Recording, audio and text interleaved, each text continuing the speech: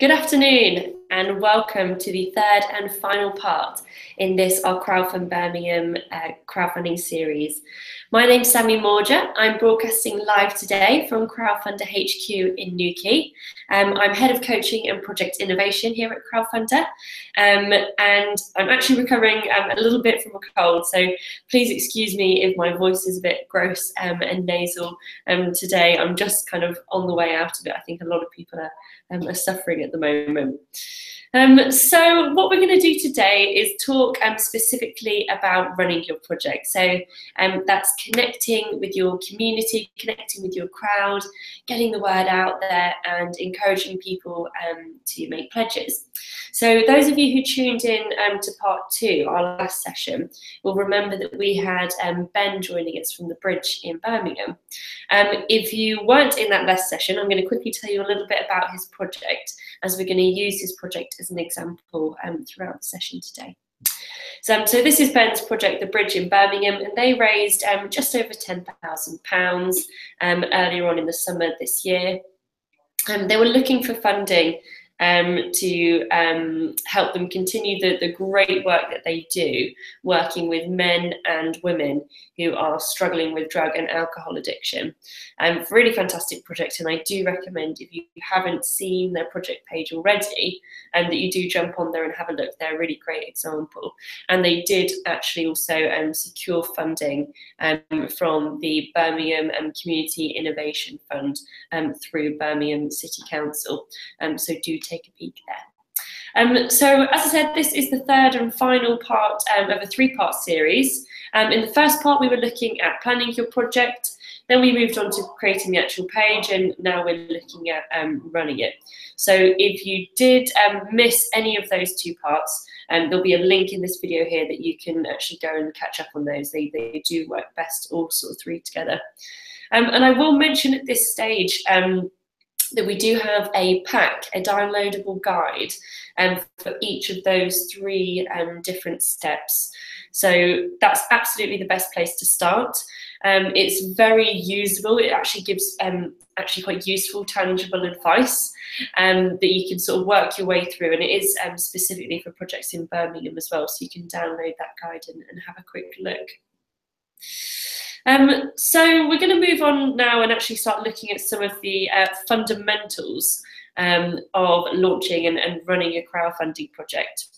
Now, there's something actually quite nerve-wracking almost about crowdfunding, something where I think you feel kind of equal parts excitement, but also perhaps nervousness or fear even when you're just about to launch a crowdfund. And of course, one of the best ways to mitigate that and actually to kind of make yourself feel better and more confident is to make sure that you are reminding yourself of all the great things that you've done. So looking back through your plan, talking to your team and saying, actually, we've done everything that we need to do. We've got a great story. I'm really confident that we're telling it in the right way. I'm really happy with our rewards. I think they're priced really great. I think they work really well for our audience. And I know that I've got a really solid plan of how I'm going to push the word out there when we put this project live. And so having that and actually using that to boost your confidence is really key. And how do you know that? How do you know that your story's great and that your rewards are brilliant? Well, the best way, of course, is just to speak to people and to ask for their opinion. You don't need to guess. You don't need to try and look into a crystal ball and find out, which rewards people are going to like. You can just ask them and get some really clear and upfront advice. I'm actually running my own crowdfunding project at the moment. You may have seen there's been a little blog series going on the Crowdfunder website about it called Crowdfunding with Sammy. And I'm a week, 2 weeks, 3 weeks? I'm 2.5-ish weeks into my crowdfund now. And it's really exciting. Every day is a little bit different, and it's been a really great experience for me to actually kind of run a crowdfunding project of my own, in kind of this sort of time. So I'm definitely going to, as we go through the next couple of slides, kind of talk about my experience a little bit as well, as someone who has actually got a live crowdfunding project right now. So these are what we call kind of the fundamentals of crowdfunding that I'm just going to run through here, and you'll see there's kind of 3 blocks on this page. when it comes to sort of pre-live, if you like, you do want to make sure that you have really thought about where particularly that first bit of funding is going to come from. I normally say 10%. 10% is a good little chunk of money to make sure that you're confident that's going to be arriving pretty soon after you go live. So if you're trying to raise £1,000, you want to make sure that you've got £100 kind of lined up and ready to go. If you're trying to raise £10,000, make sure you've got 1,000, of course, and you can kind of write that back. A little bit of a minimum. I actually went live knowing that I had around about 30% sort of lined up and ready to go. So I knew that as soon as my project went live, it was never going to be sat there on zero. It was straight away going to get off to a good start, and it was going to look convincing and credible, and it was hopefully going to get people's attention quite quickly. And what do we mean by line up 10%? How do you actually do that? So for me, and actually something that the project owners I work with, it's a case of going back to that network map that we drew in that first session and actually looking through that and identifying who are the people that I know I can count on to support no matter what. So whether that's close family, partners, colleagues, people who you're quite close to, who they understand what you're trying to do with this project, why that's important, and they're willing to put some money in to kind of get it rolling first of all. So it might be people that are closely connected to the organisation, or with you and other people working on the project personally. So literally just speaking to them, picking up the phone, talking to them, letting them know about the date, making sure that everyone's happy and they know what it is they need to do.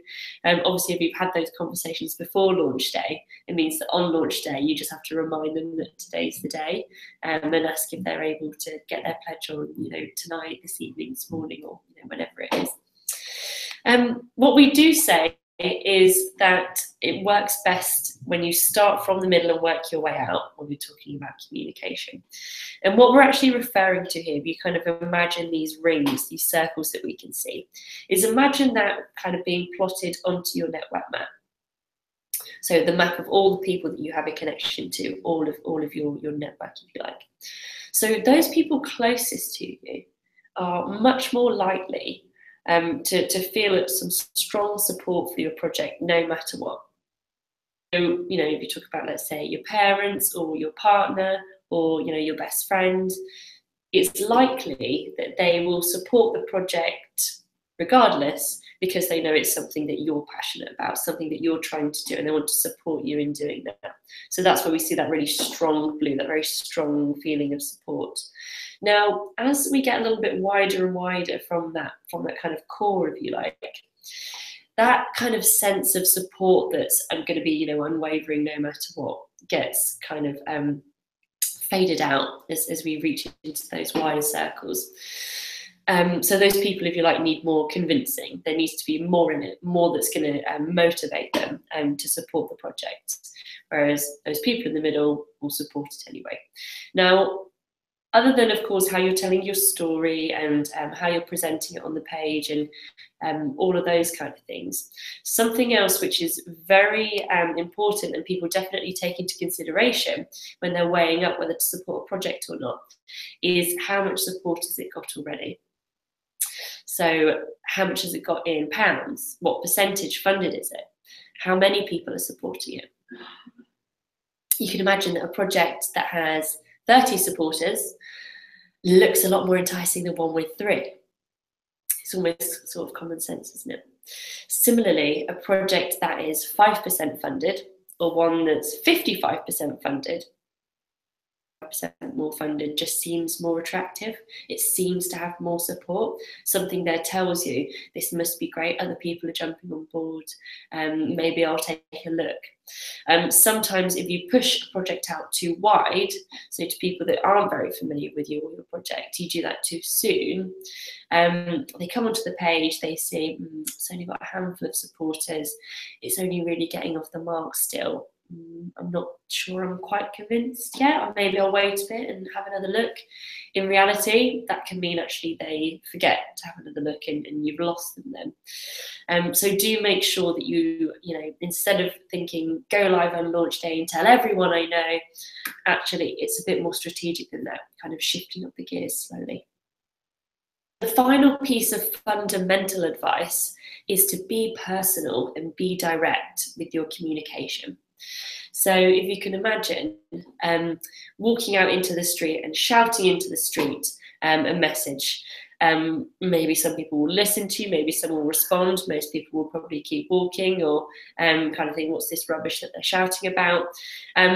But actually, if you walk up to someone in the street and tell them something, you're probably going to get a response.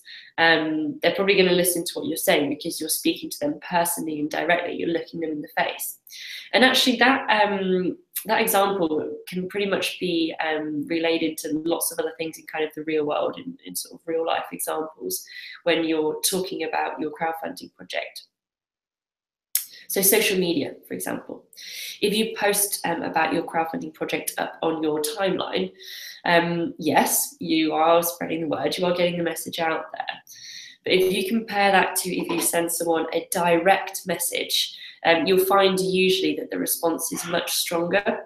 And actually, particularly if you think those people in your project, it's a really good project for them to know about. There's a reward that they're really going to be interested in, or you think they're going to be really excited to hear about this thing you're working on, then definitely tell them directly. If anything, they'll be quite appreciative that you've taken the time to connect and talk to them, rather than just kind of putting a message out, across kind of your whole Facebook audience. And of course, there's lots of other ways we can think about that, on the phone or other sort of channels of communication. The more direct and personal you can be, the better. So that's a little run through of those three core things. So usually when we're crowdfunding, we see that not every day is equal. There'll be some days that are very strong, where you'll raise lots of money, you'll have lots of pledges, and other days where it might be a little bit flat. Now, that is perfectly natural and normal, and there is nothing out of the ordinary with having those fluctuations. And we do find that at the start and at the end of a crowdfunding period, the duration, that's when you'll see the really big kind of chunks and lots of activity, lots of interest in your project. But that doesn't mean you have to kind of stick to that. What you can do is try, and instead of having that being a big U shape, so lots of pledges come in, start and the end, you can try and make it a bit more wavy. So you can kind of try and think about little things that you can do to add little peaks of activity and interest. Just like having a look at this chart here, where we can see this project went live on day one, and they had a solid 3 days. Then it dropped off a bit, then the 13th it went up, then it dropped off a bit, built up a bit on the 23rd, back down, and then a really strong finish. So thinking about little things that you can do to keep it interesting, keep that message fresh, and keep people engaged in what you're doing. Now, thinking more specifically about those channels of communication, there's two channels which we consider to be the two really key drivers of pledges and of interest in your project. And those two are email and social media. Now, depending on, of course, where your strengths are as an individual, as an organisation, you may find that there'll obviously be some variation in how important those channels will be to you. So if you have a really massive mailing list on email and not much on social media, I'd say email is probably going to be more important, and vice versa, of course. We do find that round about 3/4 of pledges come from these two key channels. Of course, that will vary from project to project. If we look at Ben from the Bridge Birmingham, his project actually received 30% of pledges through Facebook specifically. So around about 1/3 of their pledges were just coming through Facebook. And for that reason, we're going to spend a little bit of time focusing on Facebook a little bit more specifically. It is a really fantastic tool for crowdfunding, I think, because there's many different sides to it. So it's not just a direct messaging tool. It's not just a tool for sharing posts or thoughts with your network. It's not just a tool for events or for groups. Actually, it's all of them. You can do all of those things on Facebook. You can even ask for recommendations, leave reviews. It's kind of one platform that covers quite a lot of bases, and I think that's why actually there's a lot of potential, a lot of opportunity with Facebook. So we're just going to kind of run through some of those now. Now, in terms of kind of a Facebook post, what makes a good post? And there's 5 key points that I would definitely advise you to think about whenever you're writing a post on Facebook, and actually on some of the other social media platforms as well. So first of all, the first rule of crowdfunding is that you don't always have to talk about crowdfunding.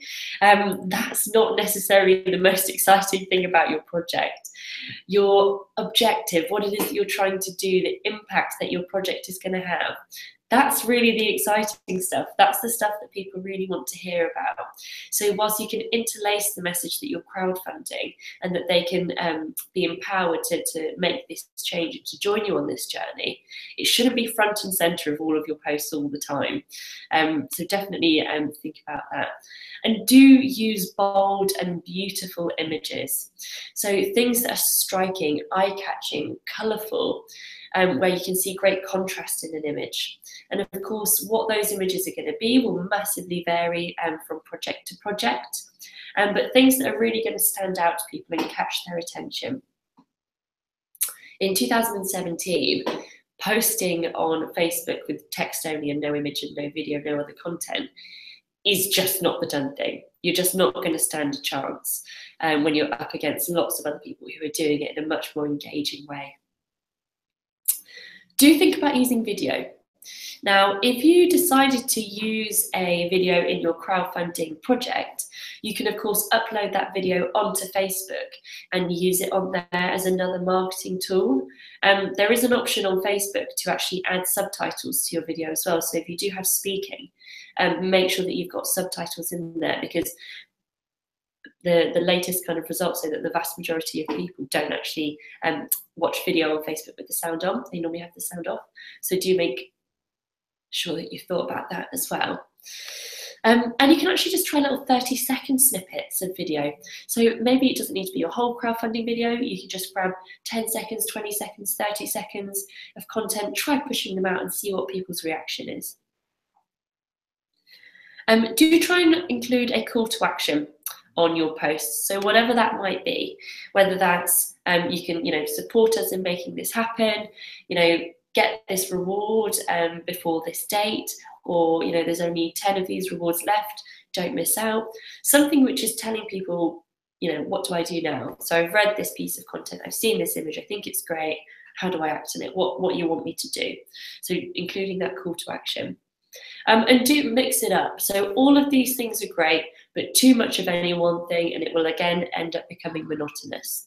So include different types of content. Maybe focus on rewards one day, maybe focus on some statistics, maybe some testimonials the next day, and just make sure that you've got kind of different things happening all of the time, so that you kind of layer on all of these different pieces of evidence, if you like, that go towards convincing someone that this is a project worthwhile supporting.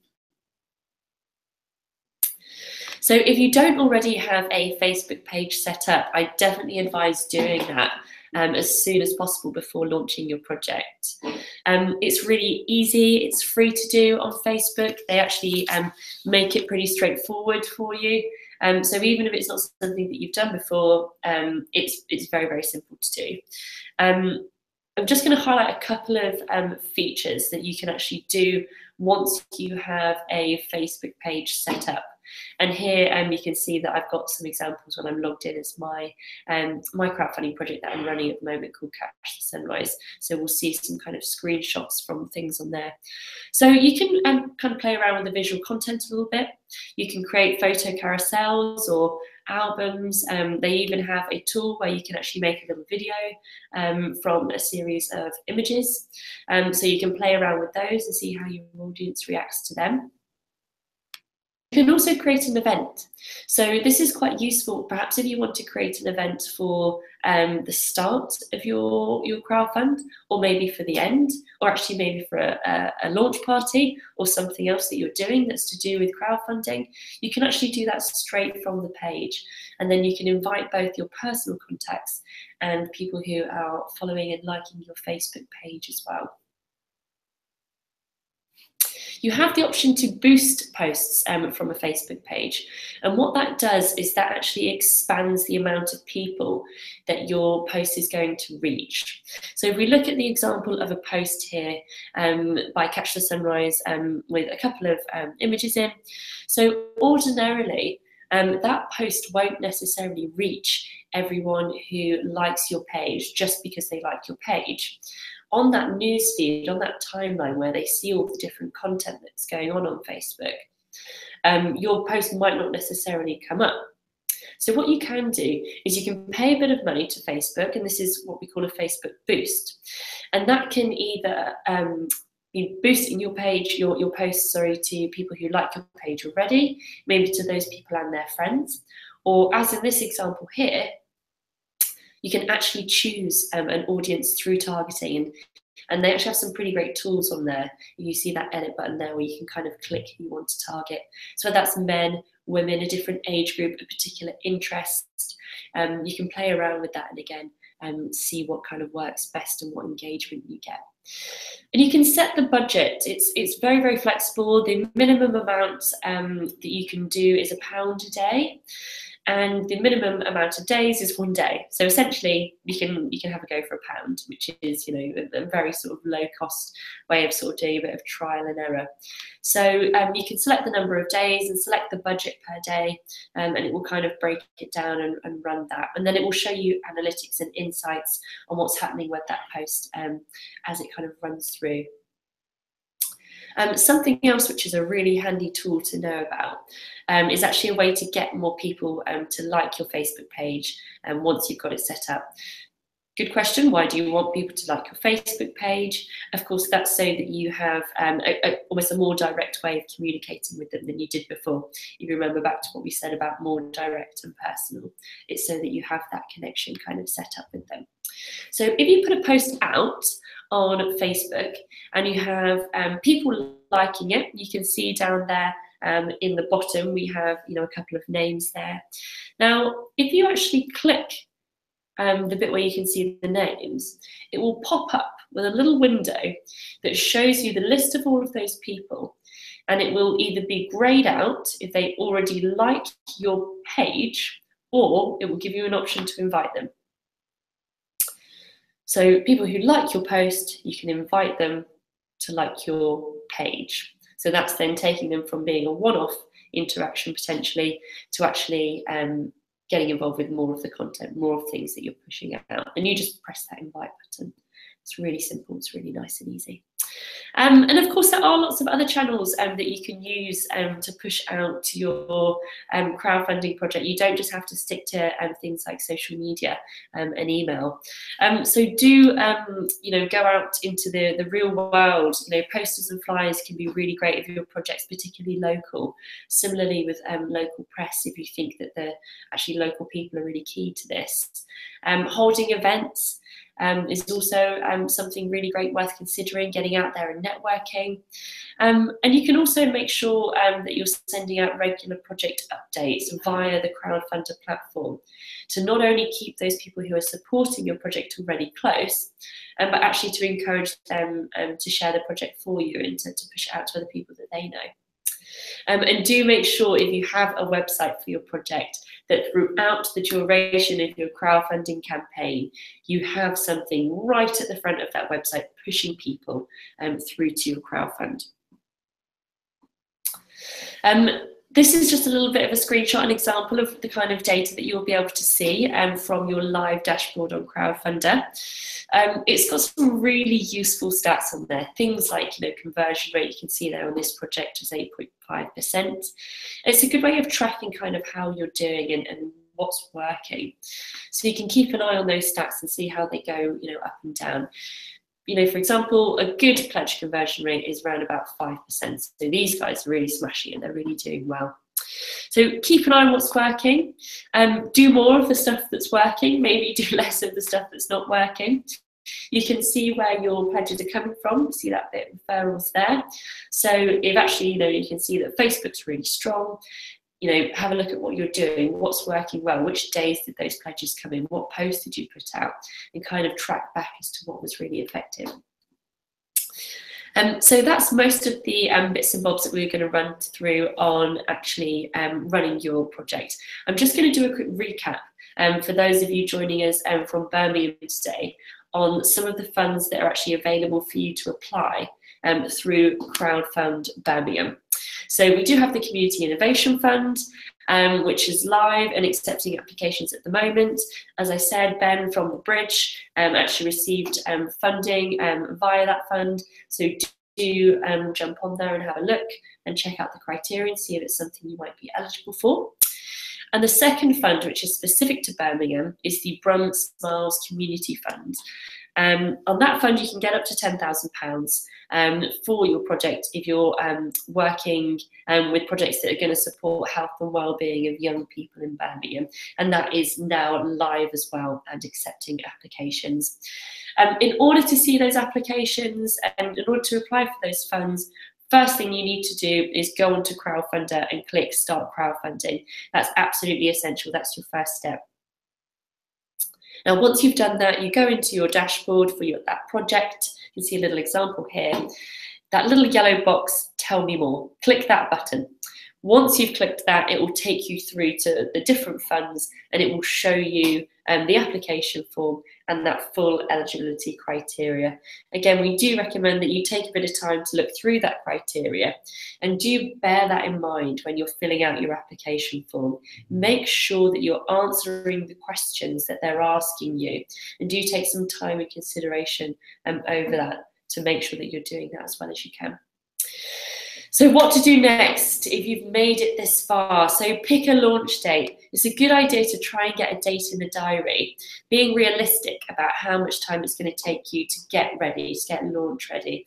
Get a date in the diary, start talking to people about it, get it on your calendar and work backwards from there, giving yourself little milestones of what you need to have done when. Get your email address book together. If you're anything like me and you've got email addresses all over the shop and you don't really know who's who or if they're still relevant or active email addresses, have a look at kind of clearing that out and making sure you've got one nice list of all of the emails that you can use to promote your project. And do set up a Facebook page. Hopefully in this session, you've seen a little bit of a taster of all the great things that you can use Facebook and Facebook pages for.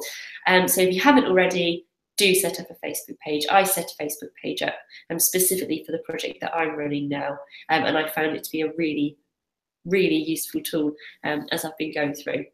So any questions at all about anything that we've touched on today or anything that maybe we haven't touched on in so much detail, you can get in touch with us via email. We are support@crowdfunder.co.uk.